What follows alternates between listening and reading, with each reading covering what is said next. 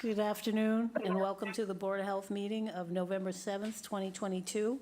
Please note this meeting is being recorded and will be available shortly hereafter for scheduled and on-demand viewing on any smartphone or tablet device. If anyone is recording this meeting, please notify the chairman.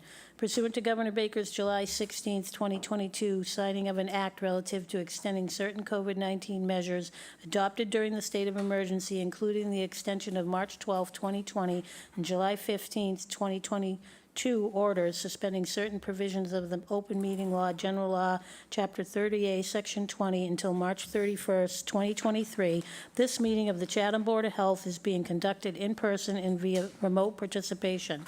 Every effort will be made to ensure that the public can adequately access the proceedings as provided for in the order. A reminder that persons who would like to listen to this meeting while in progress may do so by calling 1-508-945-4410.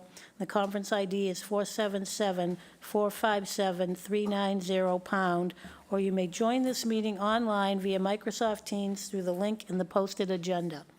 While this is a live broadcast and simulcast on Channel 18, despite our best efforts, we may not be able to provide for real-time access. We will post a record of this meeting on the town's website as soon as possible. Now I'd like to turn the meeting over to our chairman, Dr. Noble Hanson. It shall be the policy of this board to conduct its meetings under the Open Meetings Law so as to encourage public participation whenever time permits and as part of agenda item discussions. Okay, so tonight we have 7 items on the agenda, but first let's establish a quorum. So as I call your name, can you say present? Carol Boyce? Present. John Beckley? Present. Ron Broman? Present. Ed Sheehan? Here. And then we have 2 alternatives, Dick Edwards and Carol Gordon.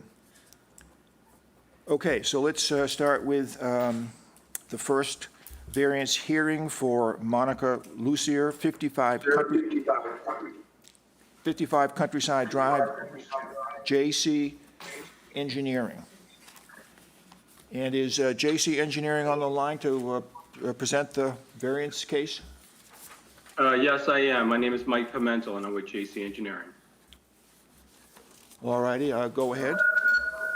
Okay, so this project involves the upgrade of an existing septic system located at 55 Countryside Drive. Currently, there's an existing 3-bedroom home on this property, comprising about 1.1 acres of land. There's wetland resources associated with this property, so I'm going to start from the south end, work myself up. In the back of the property, there's a salt marsh, followed by a mean high water for Muddy Creek. Then there's the flood zone line, AA elevation 11 and zone X. And then above that, there's a coastal bank. So under existing conditions, there's a 1,000-gallon tank that's located underneath the driveway, just on the east side of the home. And then from there, it goes into a leaching pit. The tank currently is approximately 50 feet away from the top of the coastal bank, and the leaching pit is approximately 46 feet away from the coastal bank. What we're proposing to do is utilize the existing tank and put in a new H20 pump chamber, 1,000-gallon capacity, just on the east side of the tank and located in the driveway.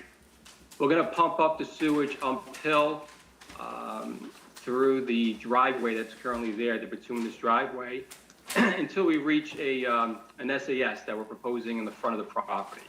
The SAS, we tried to maximize distance from the SAS to the coastal bank, so you'll see that it's all the way in the front of the lot. That's the north east corner of the property.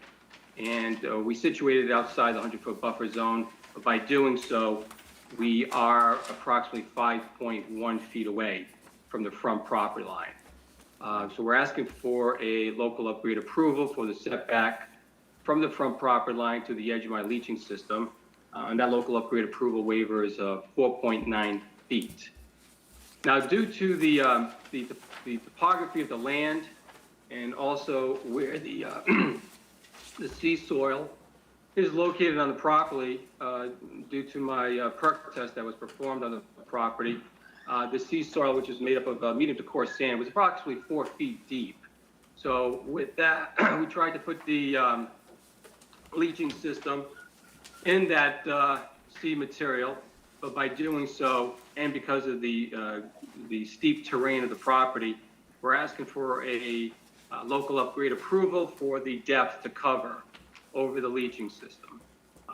The mitigating factors on that would be that the concrete chambers are rated H20, and also that we're providing a 4-inch Schedule 40 PVC vent. So again, we tried to maximize the distance from the leaching to the coastal bank by putting it up on the front of the property. And also by doing so, not only do we provide greater separation, but we also provided greater separation of groundwater.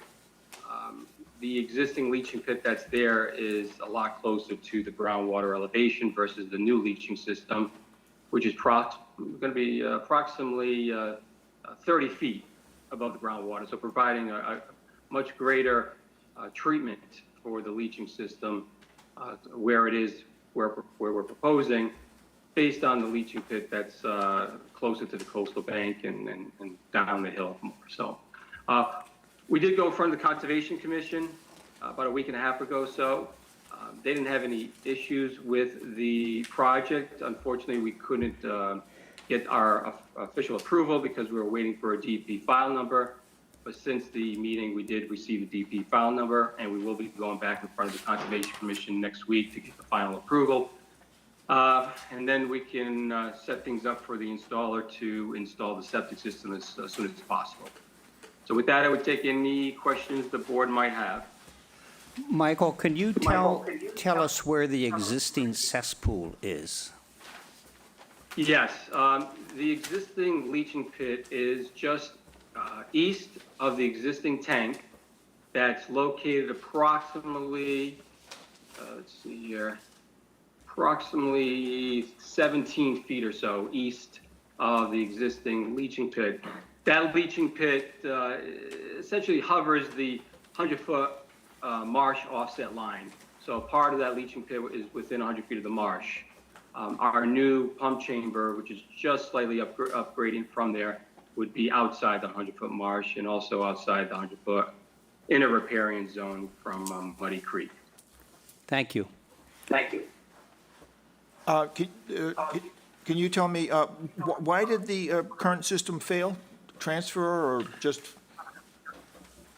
Yeah, I believe it's probably like a hydraulic failure. There's a lot of sewage in the leaching pit. So they see the writing down on the wall here, and they're just proactively upgrading the septic system. Right. And so the previous cesspool was just south of the proposed septic tank you're putting in? Just east. Is that right? Yes, it's just, Yeah, right, yeah. It's just not south of marked. the pump chamber. Not written, okay. Other questions from the board? Dick? You're asking for a variance to have the leaching pit 6 feet below the ground level. It says see note 23. I don't see any note 23 on this general notes. And is that because there's such a steep slope above the leaching pit that there's a 3-foot drop just in the width of the leaching pit? Yeah, it's a combination of factors, sir. It's the steepness of the grade and also where the depth of the sea material is in the ground. The depth of the sea material is 4 feet below grade. Now, had that been a little bit higher, if we found better material slightly higher, we may have been able to prevent a variance for cover. But in this particular case, we just could not do it. And if we did raise it up, because obviously we're doing a pump system, so you could raise the leaching system, but by doing that, then you would be forced to have the homeowner provide a strip out around the entire leaching facility, 5 feet all the way around the perimeter of the leaching. And that would do a couple of things. First off, it's a tremendous cost to the homeowner. And second of all, it would actually disturb a lot more land up in that area where there's already a good number of trees in the location of where the leaching system is, so there'd be more trees to be taken down as well. So pardon my ignorance, but what is the reason to limit the amount of soil above the leaching pit to 3 feet? Is that just to make it accessible? It's mostly, part of Title V is for aeration to get air into the leaching Want air area, to get down there. to provide better treatment. That's They're why percolating through the ground. just to get that air in, so, because you're using an aerobic, digestible microbes that get in there and eat the effluent that comes in. And how much of a problem is it to have an extra 3 feet of soil above this? You know, I mean, that's one of the reasons he's putting the vent is to provide that air into the system. So anytime that we go deeper or we put something under a driveway, we require a vent to let air in and Facilitate. out. To help air get down there. Right, in and out. It's passive, but, it's something. I don't have a huge problem with it. I agree with this location. It'd be very difficult to do a strip out there. It would just totally change What's the a strip driveway. out? What's a The strip? 5-foot strip you would need. He was trying to explain that we want him to be in the medium to coarse sand with the system. Yeah. So if you're going to put that above that, the material is not as permeable, you have to take all that material out Dig it out. and put fresh sand in for 5 feet completely Okay. around the system. Okay. So in this site it could be, quite difficult to do with such a steep slope there. Well, I like the enhanced protection of the groundwater with this design. Yep. It's definitely, it's higher and it's further away from the coastal bank, so Right. I think it's, Okay, so there's no change in the number of bedrooms, and Judy has recommend that we approve the variance as the new septic system has been located to maximize the distance from the coastal bank, in her opinion. So can I get a motion on the variance? Dick? Can I make a proposal for this variance and all variances going forward? What I gave you here, that the number of summer residents in Chatham continues to increase, which is stressing the water supply. It also stresses residential septic systems, thereby adding additional nitrogen load to the waterways. In view of the fact that the Board of Health has a mandate to protect the health and safety of the residents of Chatham, I propose that we add an additional condition to this and all future variances, and the condition will be, if this property is advertised or rented as a short-term rental, the number of occupants will be limited to 2 guests per approved bedroom, plus a maximum of 1 additional guest under the age of 6. If the Board of Health learns that more than the allowed number of occupants is advertised or occupies the rental property, the board will consider declaring the septic system failed, and the further rental of the property may be prohibited. So basically, it's a way to begin immediately to deal with the problem that we all recognize is we're having in Chatham with too many people occupying short-term rental homes. We have not established what the formula is going to be. Well, I'm just proposing this. We can discuss it. Yeah, I mean, I'm pessimistic about the short-term rental bylaw, since Orleans didn't even pass a bylaw to register the number of short-term rentals. I don't see this as being harmful unless people are going to be packing the house with mass numbers of people. It's got nothing to do with automobiles or parking. It's just to limit, if Yeah, you're going to try to limit the abuse of the water system and the septic systems in Chatham, we need to do something. yeah. No, I understand all the argument you're making. I just saw this at the beginning of the meeting. I think this is kind of a complicated, big step that we would definitely have to think about. I think it would have to be on the agenda. It might have to go through some other reviews. It certainly isn't something that I think we could vote on tonight. I also think that, and Judy will talk about it later, that the working group had a pretty good first meeting. I think it's the process. I think we should let that go along. I don't know how it's going to come out, but I think we should not get in the middle of that right now. That's my own opinion. Did somebody distribute what I did. Dick? Dick I did. didn't see it. It's on your desk in front of you. No. So my only thing about this is that I don't have a huge problem with it, but I would want to run it by town council, just because I just think This is a regulatory commission. This is not a board. This is not an advisory board. We don't need this Board of Selectmen to approve something that we think is important to protect the health and welfare of the town of Chatham. I think it's premature. Yeah, I think we have to discuss it. Well, Okay, I agree with those two comments. Ron or Ed have a comment on whether, I just saw this thing, you know. All of us did. Yeah, Right. well, We have to look at it and discuss. Okay, and it's, get some more information, and maybe it would be an agenda item for us later on, but I don't think we can act on it tonight. Could we put it on the agenda for the next meeting? And then that gives us plenty of time to look at it and digest it? Up to you, yep. Yeah, we could get some more information, we can put it on. Can I see it? Thank you. But I would say again, I think that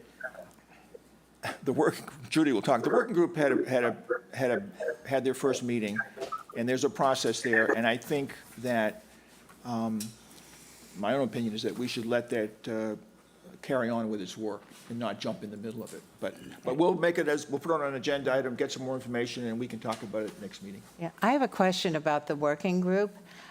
Can we, Can we finish this variance? Sure. And then, and we'll talk about, Yes, that's an okay, agenda that's item fine, as well. Of course. So we'll back on the variance for 55 Countryside Drive. Judy has recommended it, and no change in bedrooms. And does somebody want to make a motion? I'll make a motion to approve Motion to With the approve. conditions noted. with the conditions Read. listed. Yep. And maybe Judy can read the. sure. Is there a second? Ron will second, okay. Okay, so the applicant should restrict the property to a maximum of 3 bedrooms and record this restriction on the deed at the Barnstable County Registry of Deeds. The applicant shall submit a copy of this deed restriction to the board. The engineer shall submit an engineered as-built plan, including as-built elevations with a written certification that the system has been installed in accordance with the approved plan, and no alteration to the floor plan of the dwelling will be allowed without further review of the board or its agent. That's it. Okay, so we can take a vote, we can probably take a voice vote. All in favor, say aye. Aye. All opposed, say no. Hearing no opposed, the variance is granted, and so you're all set. JC Engineering? Excellent. Thank you Thank very you. much, folks. Appreciate it.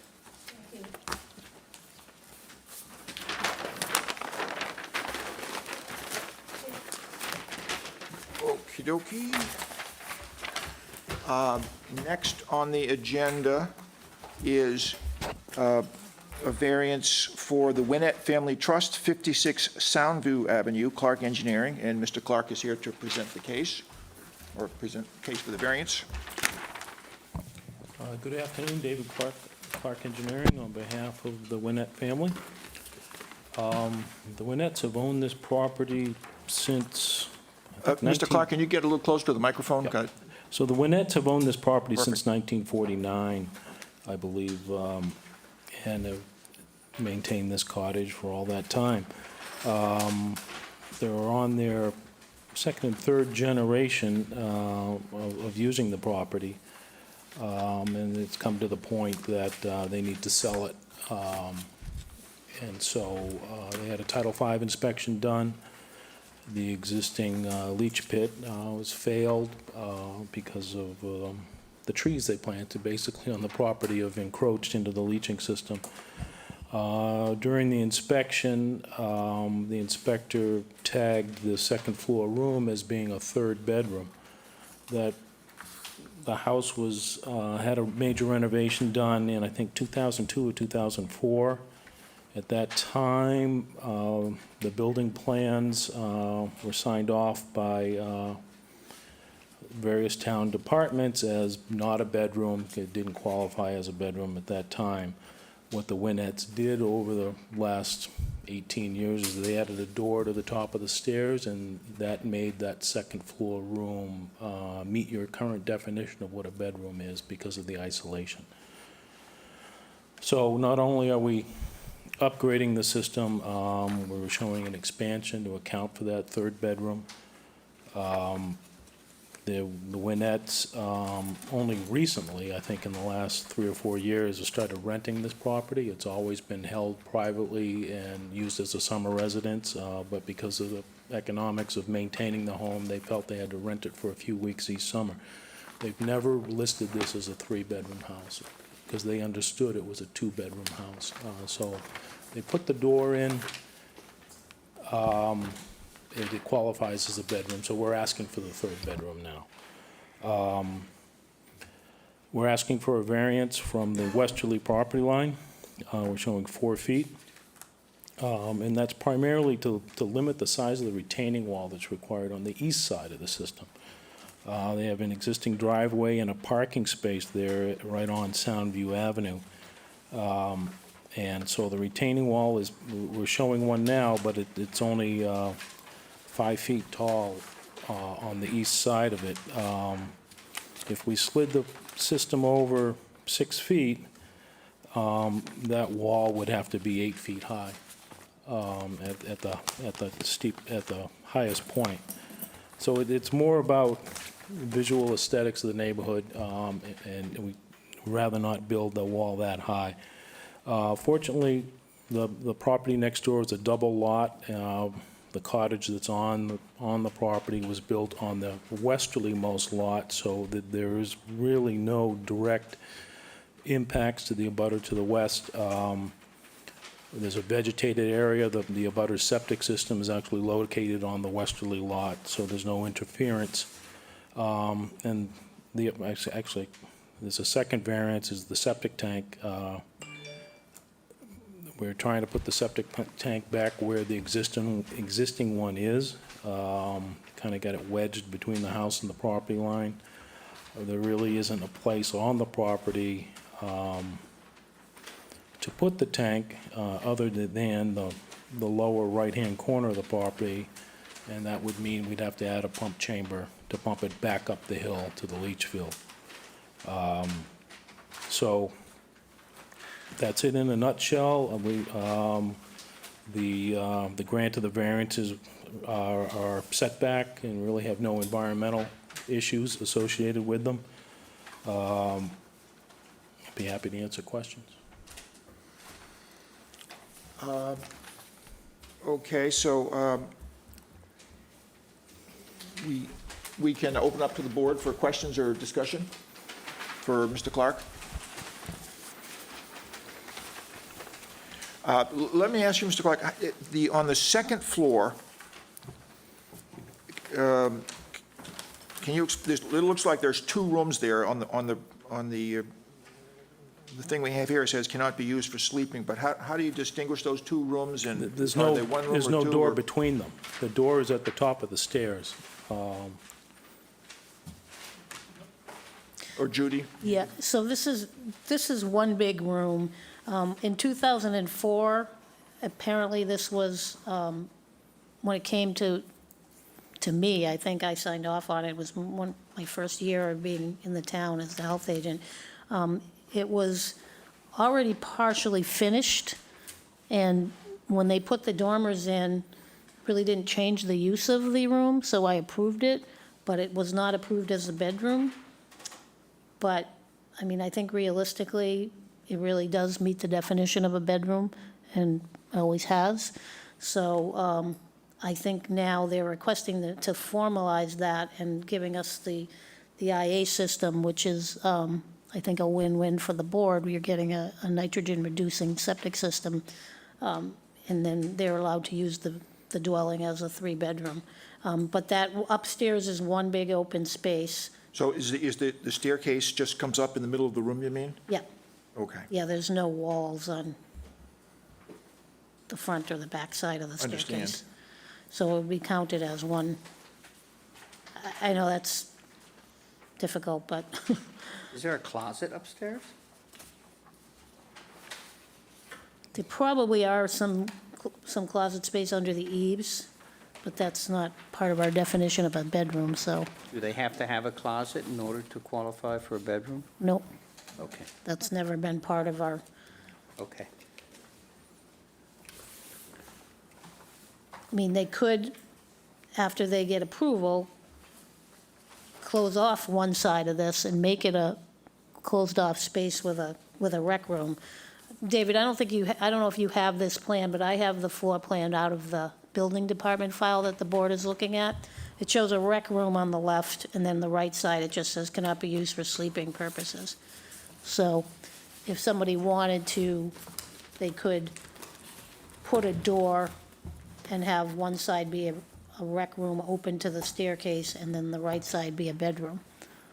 Why, why couldn't they both be used for bedrooms? Well, they wouldn't be allowed to have two more bedrooms.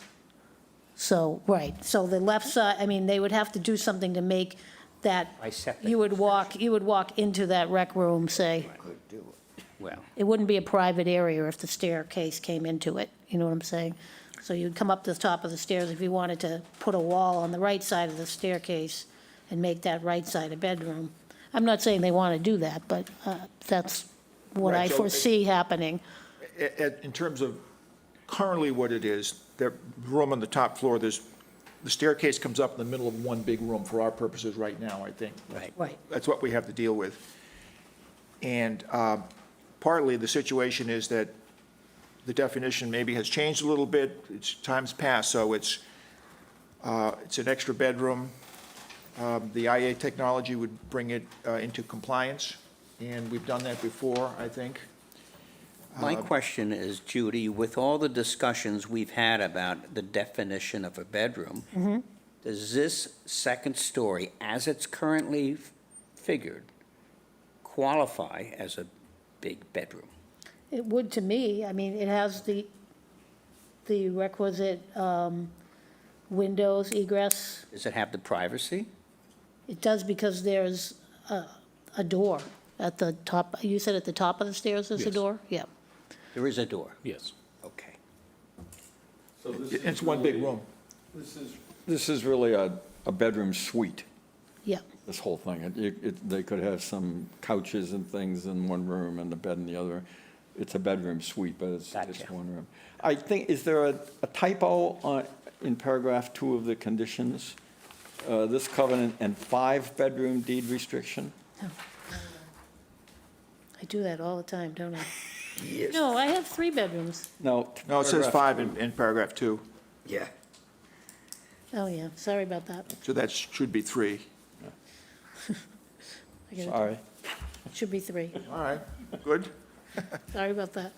All right, so Judy has recommended that the variance be granted, and is there a motion from the board? I will so move John has put forward the motion, is there a second? with the conditions attached, the 9 conditions attached. I'll second. Okay, we have a second. Okay, I think we can vote by voice, all in favor? Judy needs to read Oh, the- Judy needs to read the, Yeah, it's our standard conditions. The applicant should restrict the property to 3 bedrooms and record the restriction at the Barnstable County Registry of Deeds. The applicant shall sign a covenant with the board agreeing to comply at such time as the town of Chatham, through its Board of Health and/or Board of Water and Sewer Commissions, directs the connection of this property to the municipal sewer when available. This covenant and 3-bedroom deed restriction shall be recorded at the Barnstable County Registry of Deeds. Throughout its life, the system shall be under an operation and maintenance agreement. The O&M agreement shall be for at least 1 year and may be with any mass-certified operator of the appropriate grade that has received training by the company on the operation of the system. Effluent from the system shall be monitored at least twice per year for the first 2 years, preferably May and October. The effluent shall be field tested in accordance with Mass DEP standard conditions for secondary treatment units certified for general use, revised March 20th, 2015. In addition, lab tests for the effluent for total nitrogen to meet the performance standard of 19 milligrams per liter shall be collected and analyzed by a certified lab. Water meter readings are to be provided with the semi-annual report. If any of the field tests or lab tests fail, follow-up tests shall be conducted by a certified lab and an evaluation made by the operator within 30 days. After the required 2 years testing, application can be made to the board or their agent for review and possible modification of the monitoring requirements. The applicant agrees to apply a minimum of 6 inches of compacted topsoil to all disturbed areas of the property. The engineer shall submit an engineered as-built plan, including as-built elevations with a written certification that the system has been installed in accordance with the approved plan. No alteration to the floor plan of the dwelling or the engineered site plan will be allowed without further review by the Board of Health or its agent. And this variance is granted pursuant to the State Environmental Code Title V and the Town of Chatham Subsurface Sewage Regulations, and is valid for 1 year from the date of the Board of Health approval. A permit must be issued and work commenced during that 1-year period, or the variance shall expire. Thank you, Judy. Okay, so we have a motion and a second, and I think we can probably take a voice vote to approve the variance. All in favor, say aye. Aye. All opposed, say no. Hearing no noes, that variance is granted for Mr. Thank you. Clark and his client.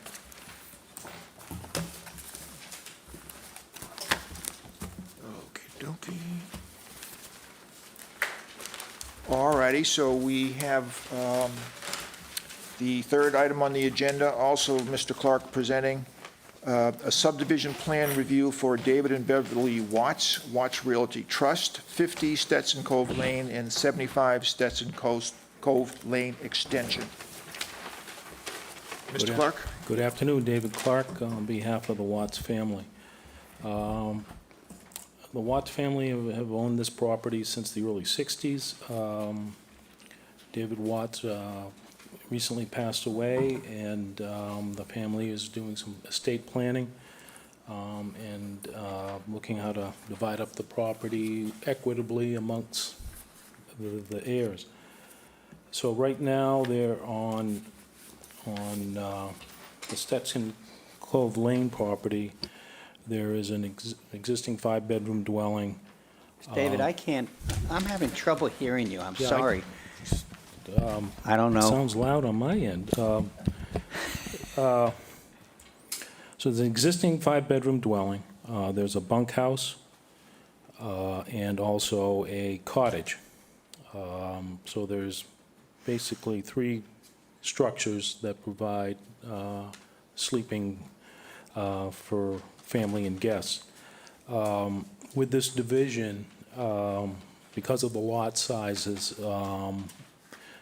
each lot can only support 1 dwelling. So at the end of the day, there's no increase in the number of dwellings on the property. Lot 28 that's shown on the plan, which is 75 Stetson Cove Lane Extension, is shown on the plan because we need to steal a little area from that lot to create the frontage to do the other division. But there really is no proposed changes to that structure at all. That's an existing 5-bedroom dwelling built a little over 20 years ago, I believe. So this is a preliminary plan. We're going to the planning board next Monday. Purpose of the preliminary plan is to vet any issues. So when we come back with the definitive plan, like I said, everything has hopefully been worked out during the preliminary process, and it makes the definitive phase go a lot smoother. So I'd be happy to answer questions on the project. So, David, does Lot 28 is kind of a pre-existing area, and then the 26 and 27 are being split from the remaining Basically, piece? yes, yeah. So we're only taking, I think, 200 square feet out of Lot 28, and we're Okay. actually giving it back at the rear portion of Lot 28. So there's fundamentally no change. It's not, under our local bylaw, we'd be able to do that as an approval not required plan, because we're not changing not making anything more non-conforming as far as frontage or lot area. So you're allowed under local bylaw to swap land from one lot to the other, so long as there's no increase in nonconformity. But we included it in the subdivision because it's easier on both the planning board to look at it as one project as well as the land court when we file with them. And the access to Lot 26 is going to come from the left side of the That's plan? what we show, they haven't done any planning yet as far as hiring an Access. architect and developing house plans for these two lots. I do know that it makes sense to share the driveway as it is now. It's just where the driveway is now is right in the building site of Lot 27. So we will be moving the driveway, and this is the most logical location. It's further away from the floodplain and the small isolated wetland on Lot 28. Dick? I'm a little confused about what the Board of Health is supposed to be doing with these plans today. What is the reason that it's here? I went down there yesterday, and I spoke to the woman who lives in Lot 28. And she took me for a little tour. It's beautiful. It's really beautiful down there. But she said now the existing 5-bedroom dwelling, about a third of that it would be going toward the top of the page. She said that's going to be removed, torn down, and then that dwelling is going to be moved somewhere. And then the bunkhouse is going to be torn down, and I guess the other building at the left-hand side. So that existing 5-bedroom dwelling, that's going to be like on Lot 27? We don't know. We don't know. Yeah, So the plan is, the house on Lot 28 is going to stay there. Yes, that one's not moved. There's the 5-bedroom dwelling may be moved, and it will either be part of Lot 27 or part 26 if it's moved, and then they'll build one additional Yes, building. yeah. Yeah. And so the access to Lot 27 will be where it says gravel driveway somewhere in there. And the access to to 26, we don't know where that access is going to come from. So the purpose of us filing a subdivision plan with the Board of Health is required by, well, it's required by statute on the subdivision control law. And the subdivision control law states specifically what it is the planning board is looking for from the Board of Health, and it's basically comes down to the planning board looks for a determination from the Board of Health as to which lot, if any, is unsuitable for the installation of an on-site sewage disposal system. That's been the fundamental purpose of Board of Health review of subdivisions since the inception of the subdivision control law in 1949 or 56, I can't remember. So typically we would show, in order to make a determination that the lots are suitable, we'd go out and do perk tests if it was virgin land. All of these structures are served by post-1998 Title V system, 1996 Title V system. So that they've all had perk tests done, and they, at the time they were installed, were 100% conforming with Title V. So if we're to determine this, do we need to know where the house is going to be? If the house is down pretty close to the wetlands, does that affect our determination? No, I mean, as If they have David to pump said, it up the hill? as David said, your role is only to determine whether, to advise the planning board that these are suitable for sewerage.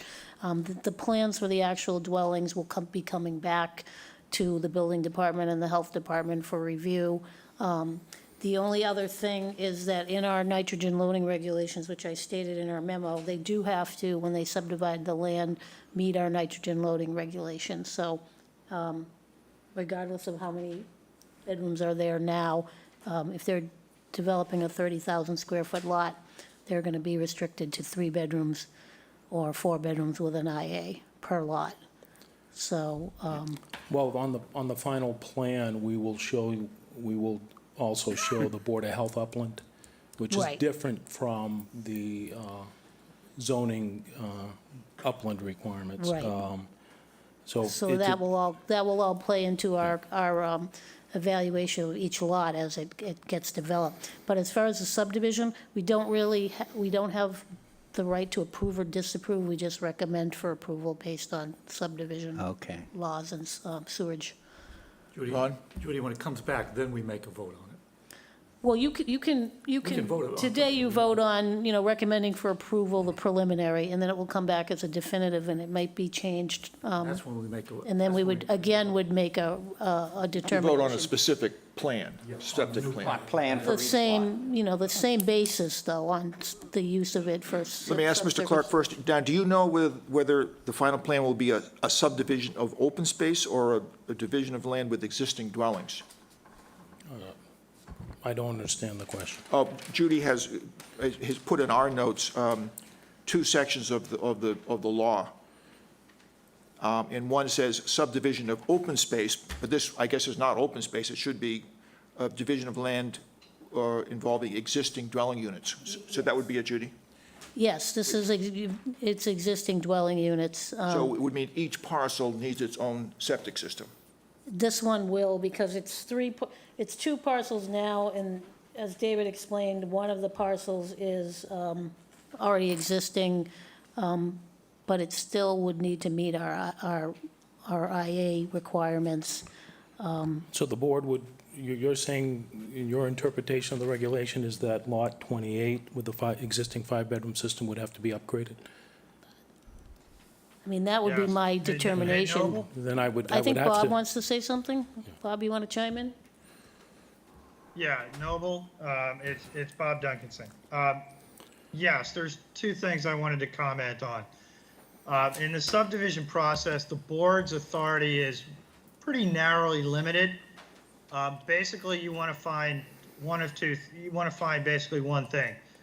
Is the land upon which the subdivision is proposed, is it adequate for septic and stormwater disposal? And I think in this case, David, because of the fact that there's already, existing houses with septic systems, I think the short answer to that question is yes. This land is suitable for stormwater and septic system disposal.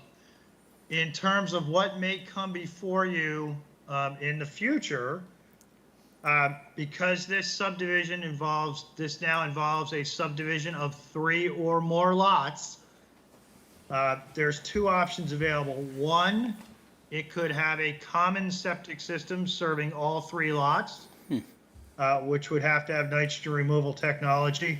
Or if for whatever reason they didn't want to put a common septic system in, they could put in IA technology on each separate lot. So each house could have its own separate IA system. But one way or the other, they're going to have IA technology, either one common septic system serving all 3, or 3 separate IA systems.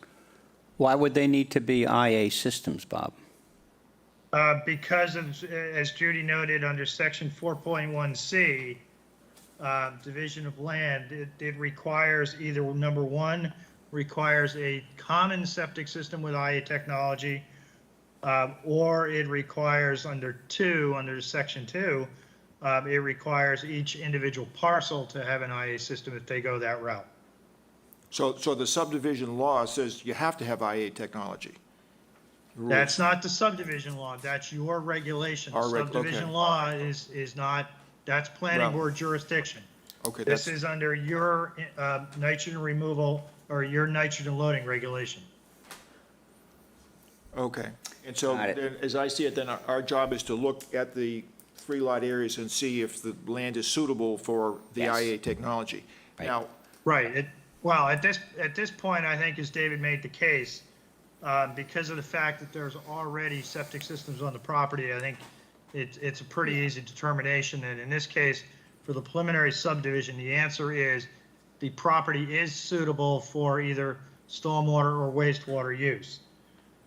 In terms of what may come back to you when they finalize their plans for actually putting, residences on the parcel, that still remains to be seen.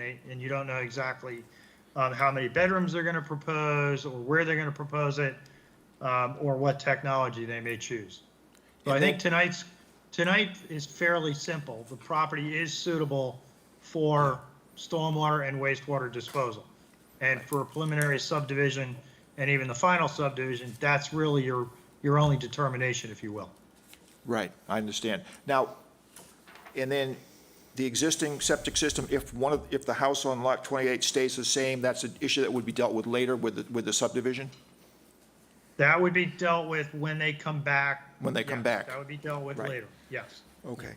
So as, I'm more confused than ever though. So a lot 27 with 1.76 acres of land, 36,000 square feet upland, they, by our regulations, to build any size house, need a alternative system. no, we're not saying any size house. Well- We're just saying a system could be But you're placed in saying there there. has to be alternative technology, and I'm trying to figure out IA, why. nitrogen removal Why, technology, why is that because that's in the code.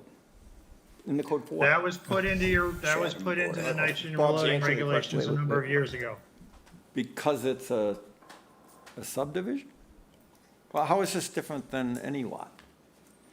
Or any new lot? Because it's a subdivision. It was done when we were having a lot of parcels that kept dividing and dividing and dividing. We felt like they were somehow trying to get away with get around the nitrogen loading regs. So if you create a lot that doesn't meet our regulations, or there's more than 3 or more lots, we automatically said they had to put IA in. Regardless of the size of the Right. lots. But if it was 2 lots and they were an acre, and you could put in, you didn't necessarily have to put in IA if you met the regulations. But because this is 3 lots, our regs do say that you need IA. This may have been covered before, but I may have missed it. How many total bedrooms will be allowed on these 3 parcels? Or we don't know that? Once we know what the total upland is, then for each lot, It's treated individually then? yes. Okay. Under the regulation, under section 4.1C2, if there's an existing dwelling on the property and it remains, such as lot 28 with the 5-bedroom on there, they would have to put in IA technology, and they could be allowed 1 additional bedroom. So they theoretically could get 6 bedrooms on that now subdivided parcel. So the septic system on lot 28 must be upgraded to IA? Yes. Okay, What about the other 2 Now- lots? if the house remains. The other 2 lots, I think, as well. But keep in mind, the one caveat here is they could always apply for a variance. They could come back to you and say, because of the circumstances here, the size of the lots or whatever, they could come back to you and ask for a variance from that requirement to put the IA technology in. Does But the, that would come into play when they come back to you with the individual proposals. but the applicant does wind up having to come back to the Board of Health for the final plan of the septic systems, is that correct? Yes, they will Yeah, have to come so back they to will have you to come for back, any yeah. individual lots involving a septic system, correct? Okay. Other questions? Okay, so as I understand it, right now, we're just saying that there is suitable land on the 3 lots to possibly build a septic system yet to be approved. They'll be coming back again. And so what we're doing is very limited and a preliminary thing. Then the planning board goes through a lot, comes back to us.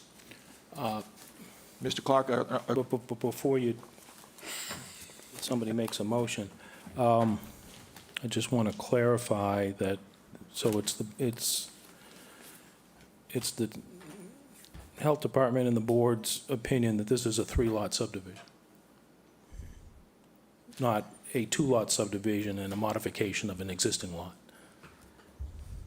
If that's the case, then I need to let my clients know, because it's a significant change in their understanding of the project.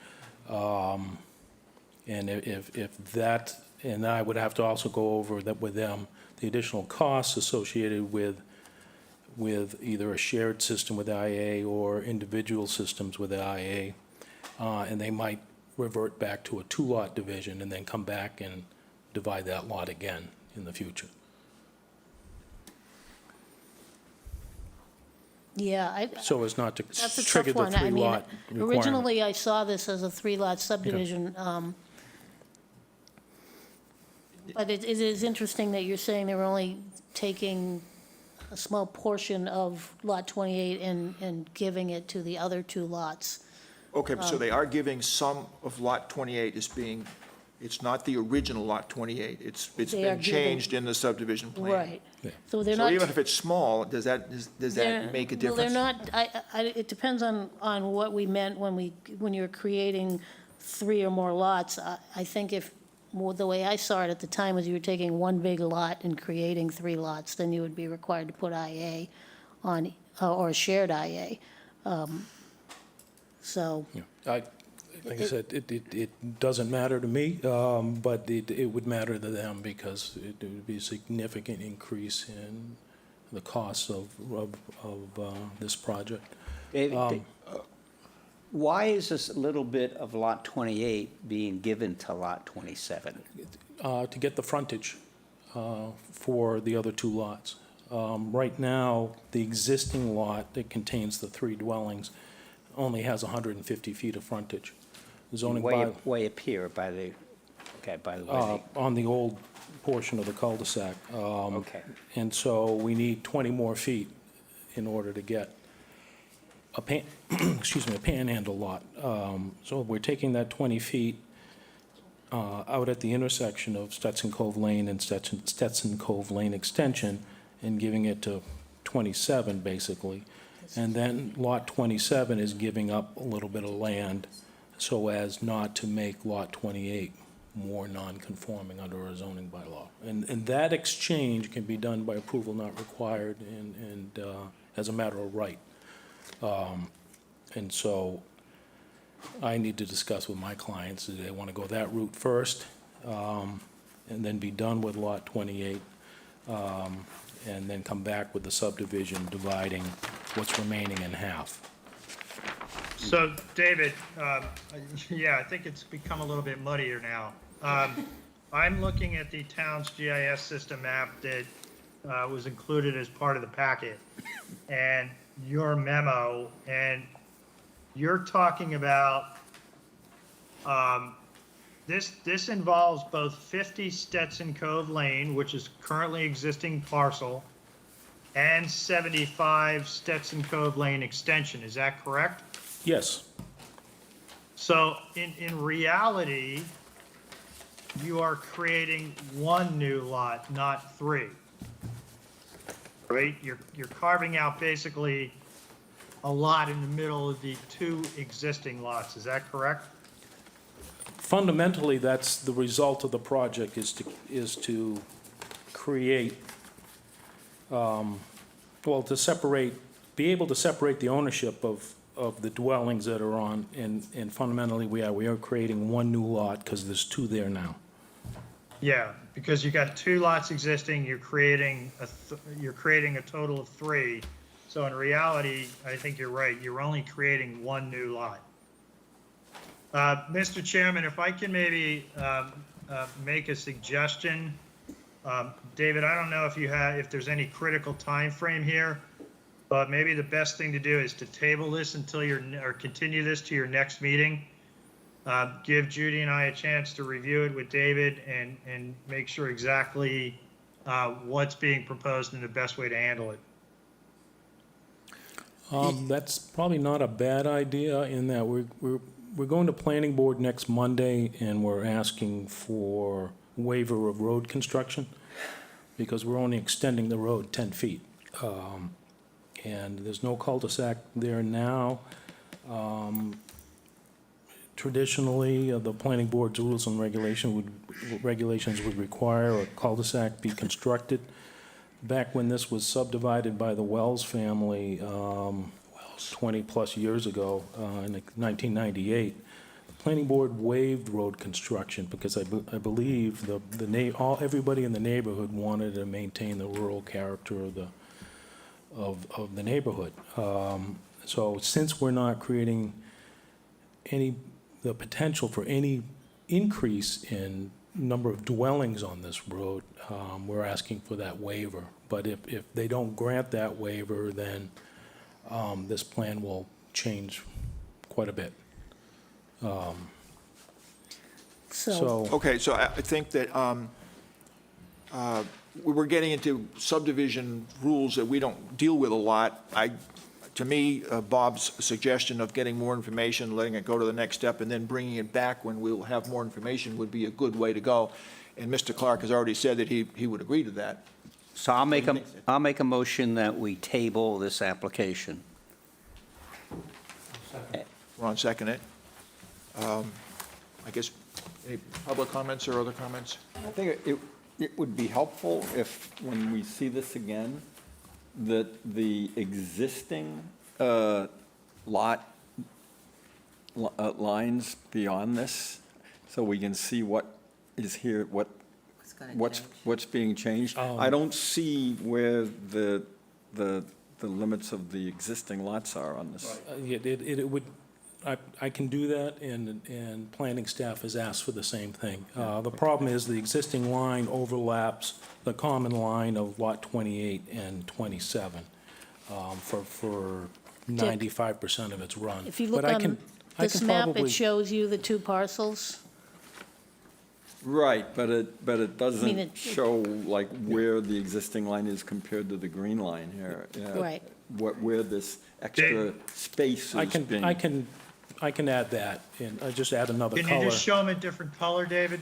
I can add that, double up the green lines that are common with a red line, and then, I can do that. Right. We can get there. Yeah. Okay, so we have a motion to continue this to. Table it. A later meeting? Table it. Table it. Well, you can probably take a voice vote. All in favor, say aye. Aye. Aye. And those opposed, say no. Okay, then we'll continue this and get more information on the subdivision or not. Thank you. Mr. Chairman, Yes, may I ask Judy something? yeah. Judy, I know that a long time ago, when we used to have subdivisions, if it was a certain size, one lot would go to affordable housing. Remember that? I think you're talking about 40B. Yeah, if a subdivision was a certain size, one lot in that had to go to affordable housing. Nothing that the Yeah, board. it's 10 lots or more, Ron. Thank Okay, you. yeah, And lots that's more. not a Board of Health That wasn't a Board of issue. Health thing? No, that would be No. zoning or Okay. I knew it was planning. there. Yeah, Your memory's getting you in Great. trouble. Okay, oh, here we are. All right, I finally found it. Okay, so now we can move on to our next agenda item, which is item 4, short-term rental bylaw update. And maybe Judy can give us a summary of the first working group meeting, which was last Friday.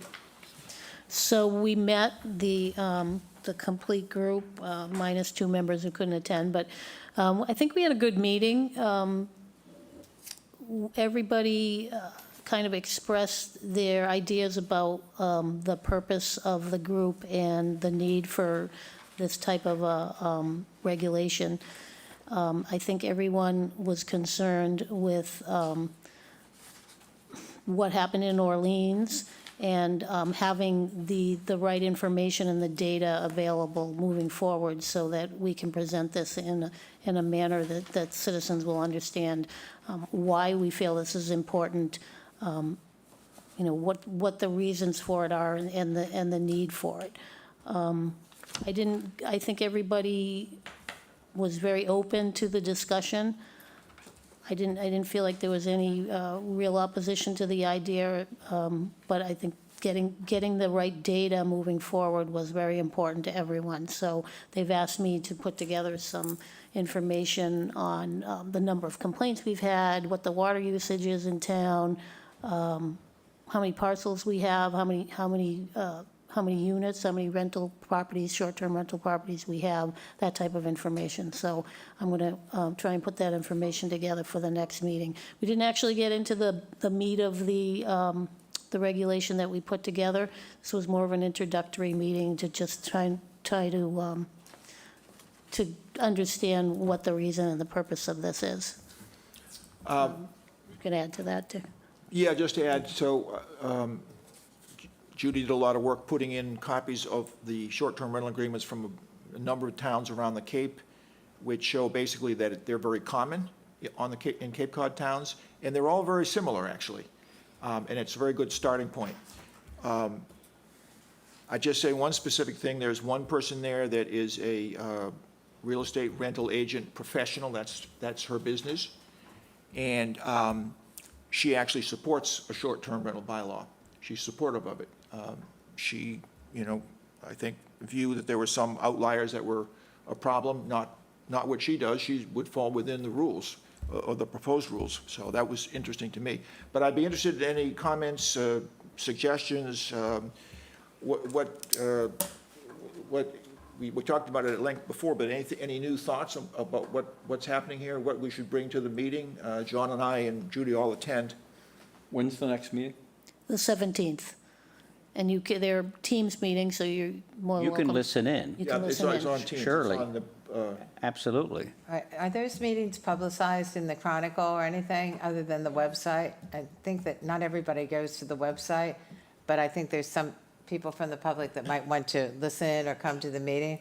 And if they could be publicized in the Chronicle or something, that might be helpful. I know Tim was at the last meeting, and Tim Wood, the editor of the Chronicle, and he may be writing an article this week, and we did propose our next meeting, so hopefully he will say. think Okay, it'll he be in can- But so everyone He can knows, put those dates and times in there. I think what Carol makes a good point. This is a working group which was kind of new to all these people. This form of developing something. So it is new, and I would hope there'd be a lot of public input, because I think it supports the idea generally. So it's a good idea to see if we can do something to further right, publicize it's it. too late for this next week's meeting. Well, hopefully it will be in the paper when he writes the article about the meeting. But I will say it's November 17th at 9 a.m. We're meeting next. Yeah, then they could list maybe the future dates of the meetings or things like that. They could list the future dates of the meetings if you know them in advance. Yeah, I'll have to speak to the board and see. This time, we just set the meeting for the next one. We may end up staying on the date, Thursday mornings. That seemed to work out good for people, maybe every other Thursday, but we haven't determined that yet. Okay, thank I don't you. think we had a whole schedule. It's every other week. I sort of voiced the concern that we're on a bit of a timetable. The warrant article, I guess, is done February is the deadline, but then the fiscal part of it may be sometime in December, and that gets a little unknown. So I think it may be that I would push for weekly meetings if we're not making the kind of progress, or there's a lot of information. I think when we get down to the actual things you have to decide, there's only a few things really in my mind, but Dick, did you have Thank you. Can you say what rental agency is represented in the group? Vacation, It's Kim Robbins, I don't know. Kimberly Robbins, Chatham, All right, so it's not Del Chatham Mar. Rentals, or. Because Del Mar is a property on the street I live on. It's a two-bedroom. It happens to have a three-bedroom septic system. They're now advertising, they're adding a new bedroom with 2 sets of bunk beds, and they're gonna be renting it for 8 people. It's a 3-bedroom starting next summer, and also adding a hot tub. So Del Mar clearly wants to exceed 2 people per bedroom. I mean, there was a lot of discussion on the fact that there are a lot of private people renting, there's a history of this in Chatham, where private people have been renting out cottages on their property, or they've had little cottage communities for generations. And probably 95% of people are doing exactly what we would want them to do. 2 people per person, limiting parking. Kimberly mentioned that most of the rental or probably all the rental agencies that she knows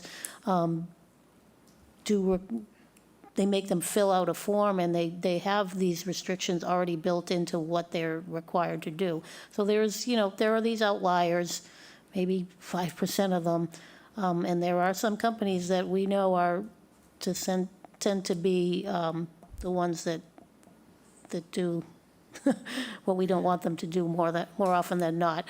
And then the other issue is these people that purchase properties as businesses and are not even in town, and they're renting out 2 or 3 or 4 or 5 houses. But the whole meeting is archived, so you can look at it. And I think it's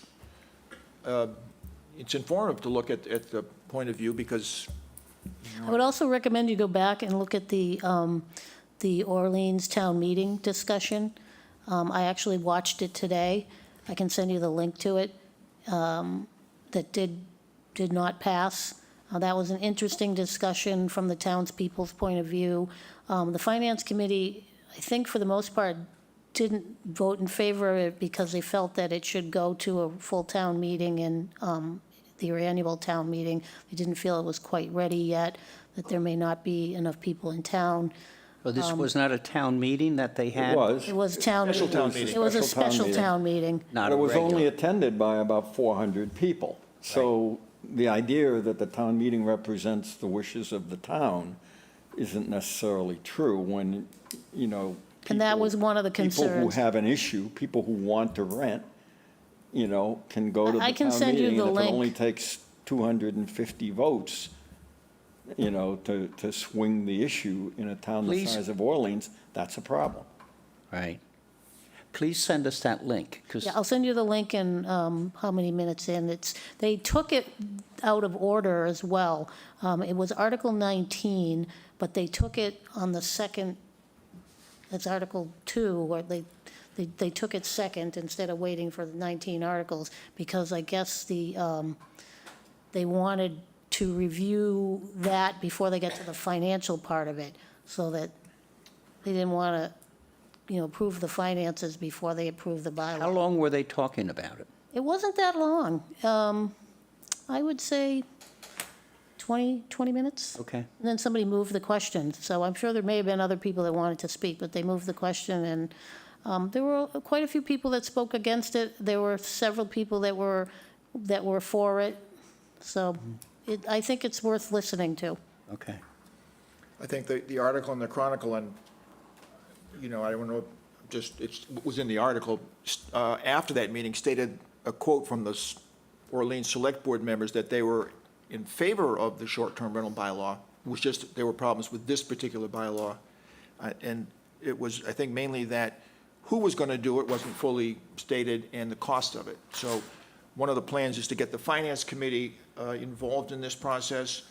I think the Finance Committee, in their report to the Select Board in their preliminary meeting, they voiced support for the short-term rental bylaw that I heard, my opinion.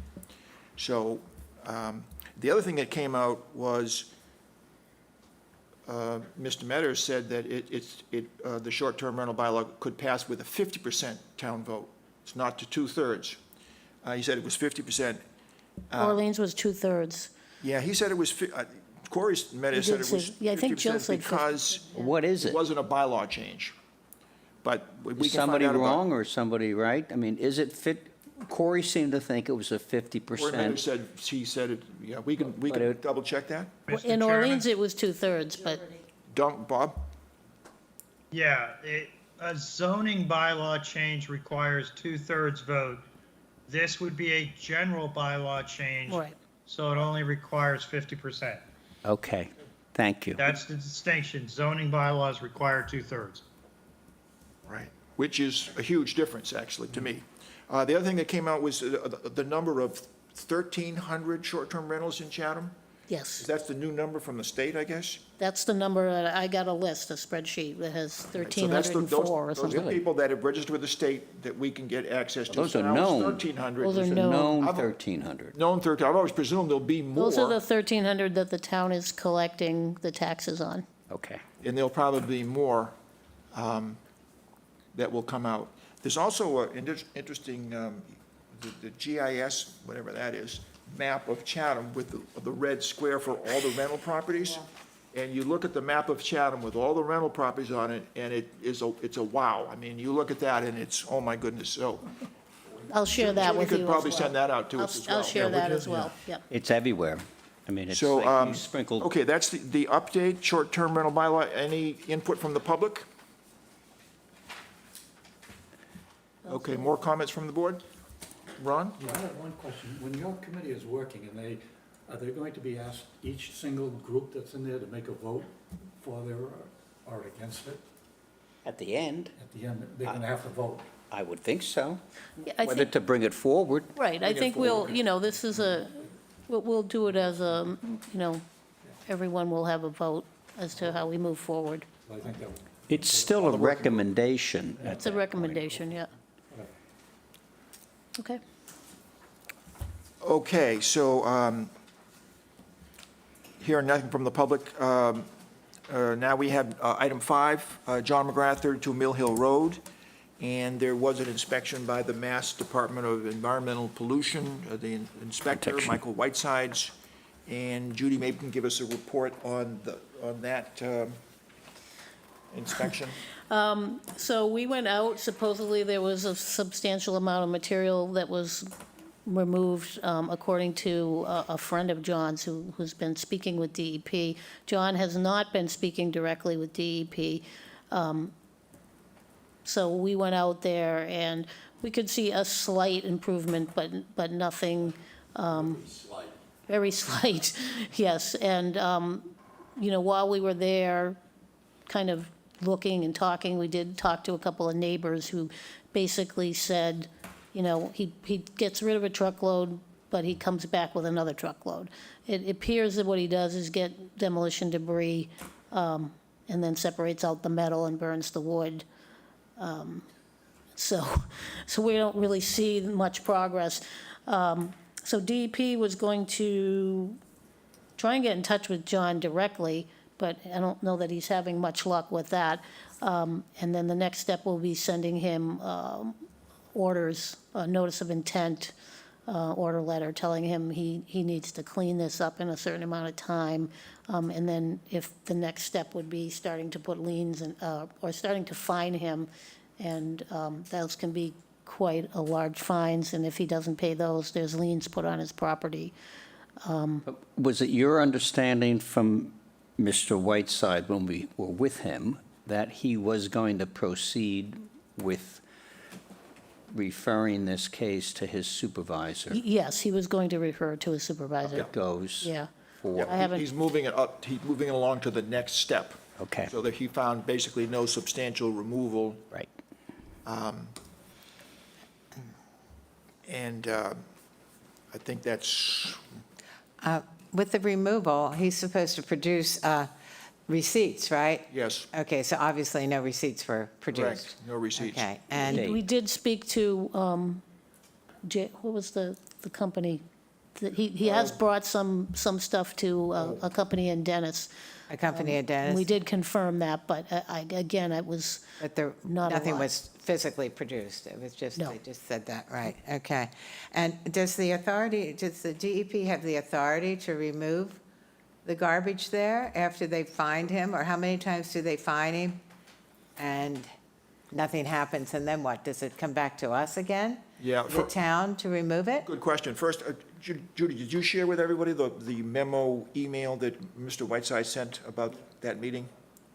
I think I he's. think I did. Okay, Yeah. if not, we'll make sure everyone gets that.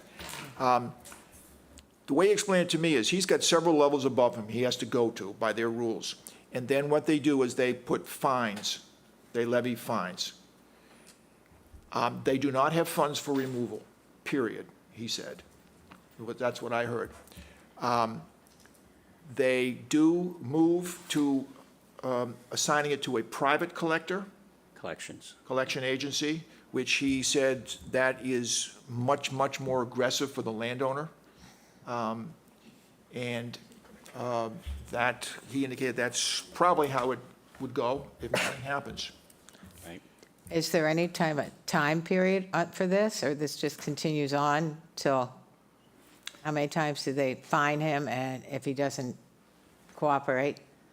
Yeah, he didn't put an exact time frame on it, no. I think what I had thought, what we had thought, but I'll get some input, is to kind of let the Mass DEP and Mr. Whiteside sort of follow along with their process and see if there's any progress. We haven't given up any of our rights to move in, No. try and clean it up, or decide what needs to be cleaned up. We could do that, but I think we had decided that we would give this process a chance.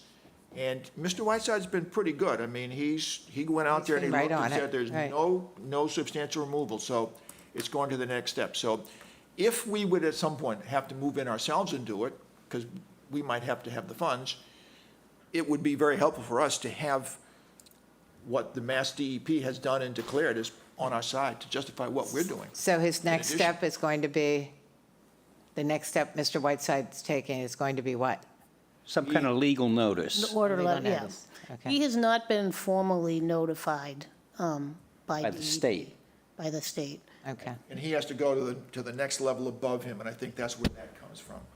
Yeah, My understanding is that the fines, it isn't like, well, there's $1,000 fine, and if you don't pay it in 6 months, we'll come back with another fine. These are gonna be like daily fines. You're gonna be fined X amount of money for every day that you don't clean this up, and it's gonna just keep accumulating. They're not gonna say, oh, $500 and get it cleaned up in 90 days, and if you Right. don't, then we'll come back and give you We didn't another hear- $500 We fine. never heard daily, but they have a protocol where I'm sure they escalate, Right. and they come back and they follow one penalty with another penalty. And Is there another date set for an inspection? No, I think I don't he think left so. it that he had to talk to the people above him, and then the next step we would get. But so there isn't a follow-up date. He's been pretty timely with things, so I Yes, he give him has. the benefit of the doubt. But Okay, thank that's you. something to watch. I agree.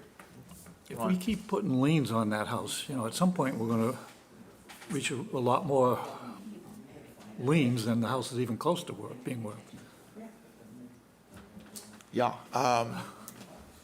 Well, yeah, so that's part of the process, I guess. Okay. Other comments from the board on the Mill Hill property? Any comments from the public? Okay. And then I guess we can move on to item 6, Chatham water quality. Dr. Duncanson? Yeah, good afternoon, members of the board. This will just be a quick update. I think last time you met, I advised you that well 5, where we had the temporary PFAS treatment unit, had been turned off. The treatment unit is being drained, obviously, for the winter, because it is not winterized. So wells 5 and 8 right now at this time are off. We are pumping the remaining wells about 4 to 6 hours a day on average, which obviously is down substantially from the summertime, when we were pumping wells 18, 20 hours a day. So everything right now, at least, is trending in the right direction from a water use side. And, that's a reflection of the fact that sprinkler systems are being shut off and winterized. A number of the seasonal folks are starting to leave Chatham. So, this is the time of the year when we see water demand go down anyway. So that's good news. The progress on wells 10 and 11, the 2 new wells, continues to be steady. The foundation for the new treatment facility is in. Most of the under slab utilities are in, plumbing, water, electric, and whatnot. That's all going in, being finished this week. The foundation, hopefully they will be pouring the slab for that probably next week, weather permitting, and all the sub-trades get everything completed they need to get going. So that continues to move right along. And then hopefully we would see the mason starting to put the walls up probably in 2 weeks or so, either right around or maybe just after the holiday. The goal is to try to get the building winter tight as quickly as possible so that then they could work on the interior work over the winter and not be held up. So that continues to move along. Right now, the goal is to get wells 10 and 11 online by next fall. And we're still on track for that. So, probably one more summer without 10 and 11. But well 5 will be brought back online again next spring, as soon as everything warms up for the summer. I sent around the groundwater levels earlier to the board as well as the Water and Sewer Advisory Committee. Groundwater levels are doing what we normally expect this time of the year. They are starting to bounce back. But keep in mind, we're starting from an exceedingly low level. So, the amount of bounce back that needs to occur is significant. And I also sent around a preliminary possible forecast for this weekend. We're looking at potentially this hurricane that may be heading for Florida on Wednesday, then moving up the East Coast, maybe not as a hurricane, but as an extratropical storm. Then there is the potential for 3 to 4 inches of rain on the Cape coming up Friday and over the weekend. So that would be, that would be good news. But again, to get the groundwater levels where we need them, we will require substantially more of storms like that. And frankly, I'd prefer to have it over a longer duration event than the last one where we had, 3 inches of rain in 3 hours. Because then a lot of that simply runs off and doesn't perk down necessarily into the ground. So that's currently where we stand on the water supply side of things. Bob, do you know whether the town is going to be lifting water conservation measures soon? That's going to be a topic at the Water and Sewer Advisory Committee meeting. Both the DPW director and I have made a recommendation to the Water and Sewer Commissioners, the Board of Selectmen, at last week's meeting that they not lift that ban right now, because I am still of the opinion or the position that groundwater levels are still exceedingly low, and everything we can do to conserve water, we should be doing. Because, if we get into a wintertime condition and we don't get a lot of snow melt or rainstorms, we could be in a worse situation come next summer because groundwater levels are starting out so low. So my recommendation, even though we keep having these, these rainstorms with fairly heavy downpours, until we see some substantial improvement in the groundwater levels, I'm going to be continuing to recommend that we not lift any of the current bans. And, to some extent, the ban at this point, a lot of irrigation systems are being turned off. A lot of regular vegetation is recovering. The shallow rooted vegetation, lawns and things like that are all looking good because of these heavy rains. But we really need to get that groundwater level back up to where it should be, come springtime. Thank you. We have a hand up, Elaine. Let me ask Bob one question, just kind of a general question. The water restrictions, this is for Bob, the water restrictions this summer, how would you characterize the primary reason that the town needed the water restrictions? Was it the groundwater or increased usage or pumping problems, or how would you characterize that? It was a combination of two things. One, we had wells 5 and 8 offline because of the PFAS. We had well number 4 offline because of the PC contamination from back in the 90s. So we had, as I said, we had an infrastructure problem. There's plenty of water under our feet, according to USGS, but we had a problem trying to get that water out of the ground and into the town to maintain water levels in the tanks and all for fire protection. And then on top of that, compounded, we were in the midst of a severe drought. So it was really those two things that led to the water restrictions.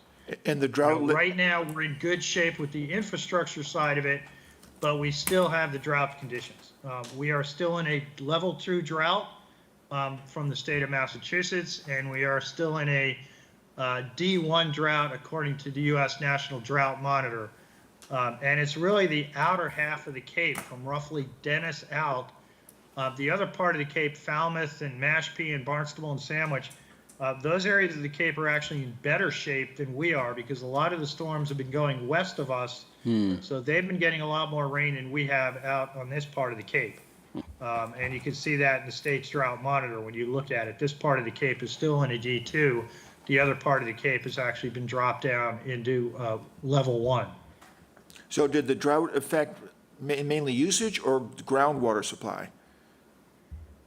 It was both. I mean, obviously, as Tom Temple, DPW director, has talked about, The concern is when groundwater levels get too low, there's always the chance that you may start not necessarily running your wells dry, but getting them to a point where you start sucking in a lot of air, and that causes problems with pumps and whatnot. So you don't want to get them that low. And then obviously, if they're that low and you have to start shutting wells off, if you get a major fire and you need a lot of water, you can draw down your tanks to a critical level where you can't provide the pressure to get the water into the outlying systems of the distribution system. So those are all the things that we take into account when we talk about whether or not we should be imposing restrictions or not. But we never really got to the point where any wells were malfunctioning because of the level of the aquifer, correct?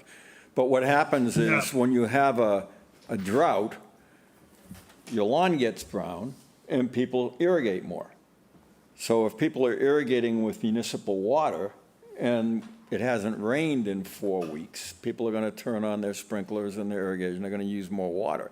I think that's the primary reason that the drought would affect Chatham's water supply, is that people are just using too much water. And then, I think the aquifer has plenty of water in it right now. And you get into this argument about private wells and whether, if somebody runs a shallow private well for an hour at 11 o'clock at night, is that adversely affecting the aquifer? And it really isn't, in my view. I mean, maybe 10% of that water is taken up by the roots of the lawn. The rest just goes right back into the groundwater. But if people see that everything is dry, they run their sprinklers more. And if they're sprinkling with treated municipal water coming out of the water tanks, that's a big problem. Okay. Yeah. Bob? Noble? Yeah, I have to apologize. I have to leave. I have to go to an executive session with the Board of Selectmen at 5:30, so I'm going to have to jump off. Okay. And Thank you. Any 30-second COVID update you need to give us? No? No. Okay. That was a I quick. sent the graphics around to the board earlier Yes. today. COVID is still here. We are still averaging 10. 10 to 15 new cases a week. So yeah, it's just, if you haven't gotten vaccinated, get vaccinated. Make sure you get your flu shot as well. True. All the data is pointing to a very bad winter season. So thank you. Great, thank you very much. Was there a public comment, Judy? There was, and let me see, hold on. Gloria. Public question? Two hands. We have Elaine. Elaine and Gloria. Yes, it looks like Elaine's hand is up, and now that Bob's gone, Elaine, I'm not sure we'll be able to answer your question, but go ahead. Yes, thank you. There were 2 points, one question, and I had asked last week of the Board of Selectmen if they could temporarily lift the hand watering during the day so we can clean up our houses. Not a permanent lift, but, and nobody even addressed it. We have to shut our water off in 3 to 4 weeks anyway because, the exterior, our pipes will freeze otherwise. Harwich lifted their ban. And I don't understand the situation where they're sharing our aquifer and they lifted the ban and we're not lifting our ban. And I guess my problem is the public can ask questions and nobody ever gets an answer. They didn't even address it. It would have been really nice if they could have said, okay, you can hand water, you can clean off your sidewalks and that kind of thing. They said we could do our cars, I guess, and our furniture, but otherwise we have to go out and water with the coyotes. So that's a comment, but Bob's not here to address it. And then the other thing was, oh dear, I forgot what it was. Well 5, he said that they're shutting down well 5 because it's not winterized. And I mean, is that the case of all our wells? I mean, I thought we were scrambling to get well 5 up and running.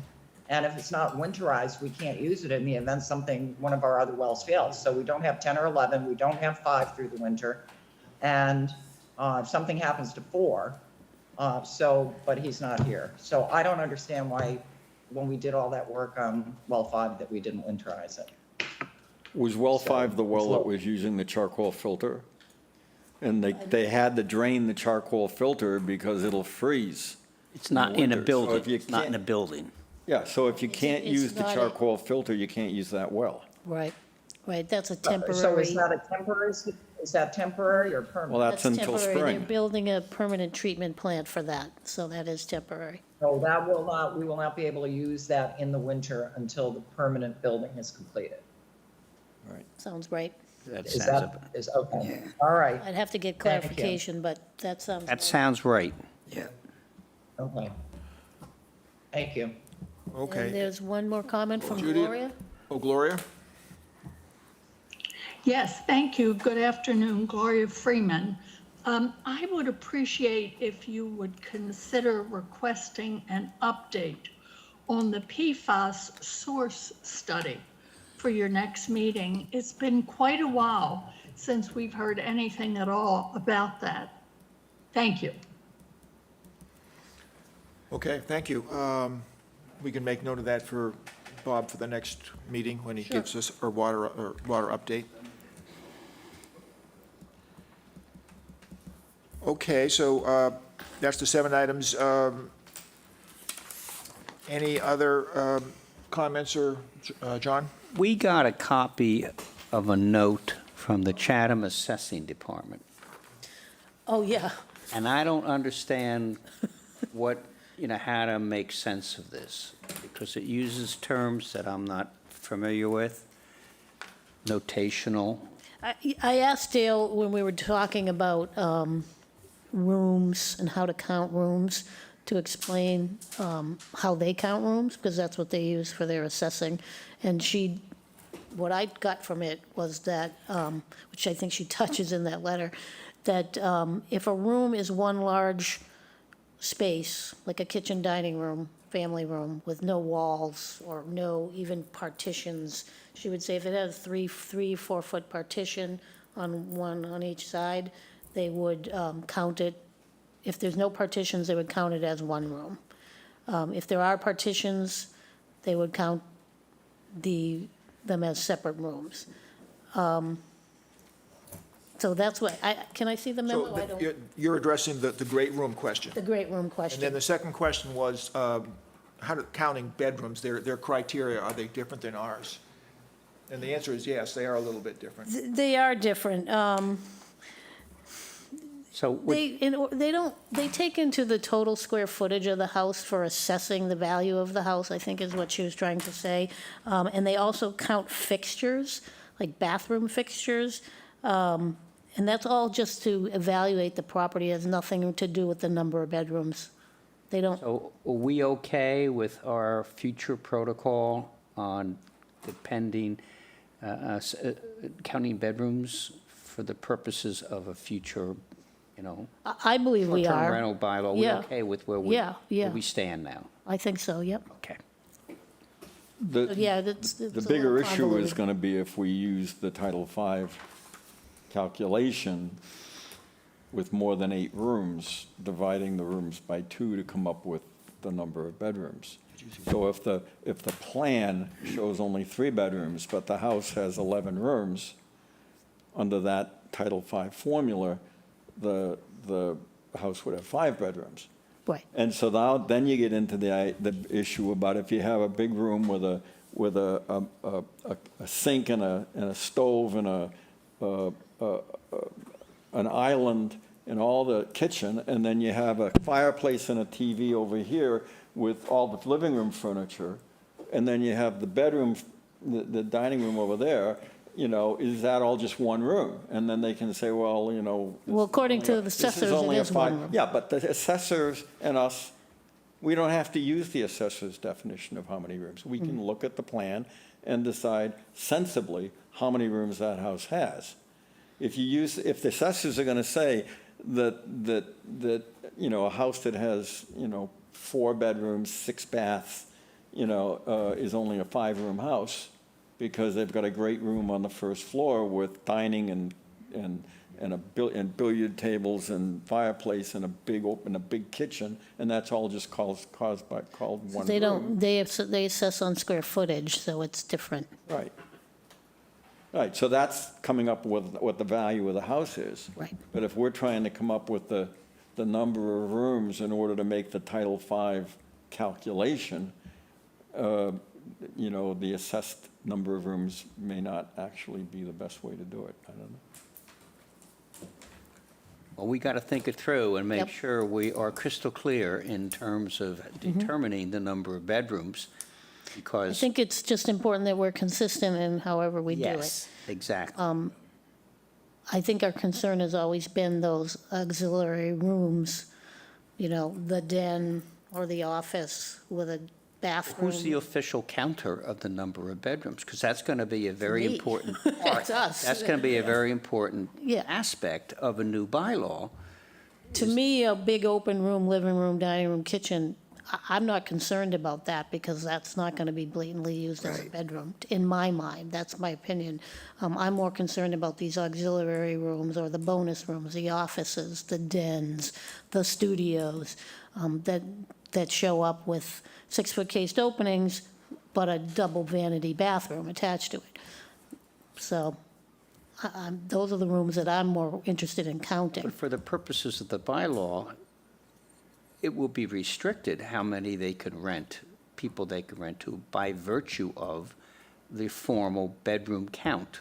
For the rental bylaw, yes. Yes. But we're also talking about our, tear down rebuilds, they're trying to add an extra bedroom, that type of thing. But for the purposes of the implementing a consistent, clear bylaw regulation, a bylaw, we have to have a crystal clear way that determines the number of bedrooms, because that drives the Right, total Right. occupancy cap for Right. rentals. Right, I think We do Judy have, has one. I think we have it. Okay. we have it. Now, the question that comes up is, the assessor has a slightly different way of counting bedrooms, and they have, what you see in the assessor's report in town comes from the assessor.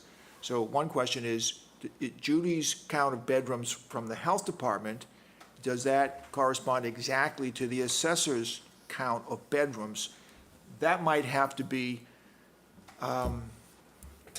pulled together for the rental bylaw or not. yeah, we Is would there, have to. do you think, is there a way of knowing if there's, how many might differ? No, Not really, we don't have, no. yeah. But we have, as Carol said, we have a method of counting bedrooms. We've talked about it at length, and the privacy and archways and all that. So that's what we're gonna go on. But what about the septic design? Right, it's based on what we count for number of bedrooms. Same thing.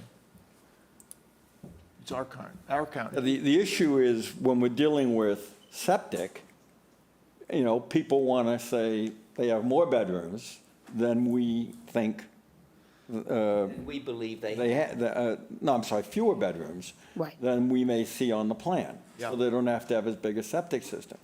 But when it comes down to rentals, they want to have more bedrooms so they can rent it to 28 people. Right.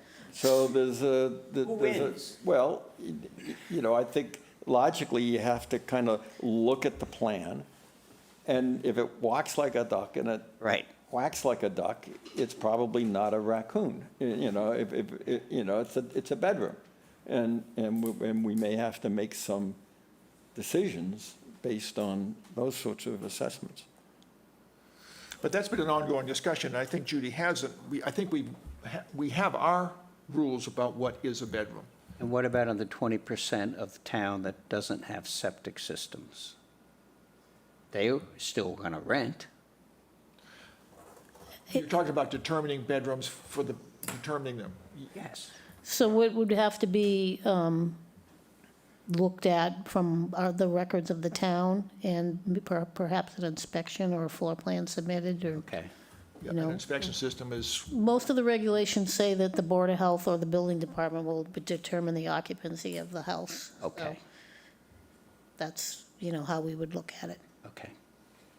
You know, if people are thinking of renting, they're gonna be torn regarding how many bedrooms they wanna say their house has. If they say too many bedrooms, then their septic system's gonna be inadequate. If they say too few bedrooms, it's gonna limit how many people they can rent to. So, it's gonna be a problem. Okay. Okay. All right, so then we have the minutes from Yes, the last meeting. October 17th. And does anybody have any corrections or additions for the October 17th minutes? If not, can I get a motion to accept October 17 minutes? Ed made the motion, I'll second it. Okay, and then we can take a voice vote. All in favor, say aye. Aye. All opposed, say no. All right, so the minutes are accepted. And then we can go ahead and close the meeting, I think. I'll make a motion that we adjourn. Okay, we'll take a voice vote to adjourn. All in favor, say aye. Aye. Opposed, say no. All right, so we are adjourned.